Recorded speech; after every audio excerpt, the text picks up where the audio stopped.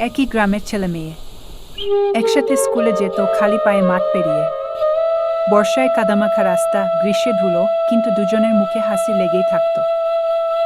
স্কুলের পেছনের জলপাই গাছটা ছিল ওদের ঠিকানার মতো। রাফি বলতো, তুই যা ইচ্ছে লিখ, আমি এই গাছটার গায়ে কেটে রাখব। টিনা বলতো, পাগল, গাছেরও তো ব্যথা হয়। রাফির উত্তর, তোর জন্য গাছও মেনে নেবে গু। এই ছোট ছোট কথাগুলোই ছিল ওদের ভালোবাসা। কোনো চিঠি নাই, কোনো ছবি নাই, শুধু কথা আর অনুভব। কিন্তু সময় সব কিছু বদলে দেয়া। টিনার বাবা শহরে কাজ করতেন। একদিন হঠাৎ খবর এলো, টিনাকে শহরের কলেজে ভর্তি করানো হবে। রাফিরা গরিব, বাবার মাছের ঘের, একরকমে দিন চলে। টিনা গেল।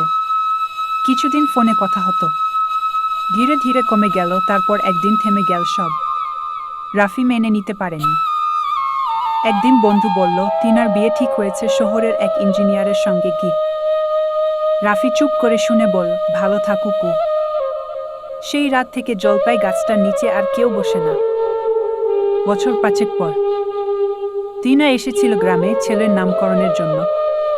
হাটে যাওয়ার সময় জলপাই গাছটার সামনে দাঁড়াল। গাছটা এখনো দাঁড়িয়ে, একটু কাত হয়ে গেছে। গায়ে এক জায়গায় লেখা, রিথিউ। টিনা হাত দিয়ে ছুঁয়ে বলল, এই লেখা তো এখনো আছে গু।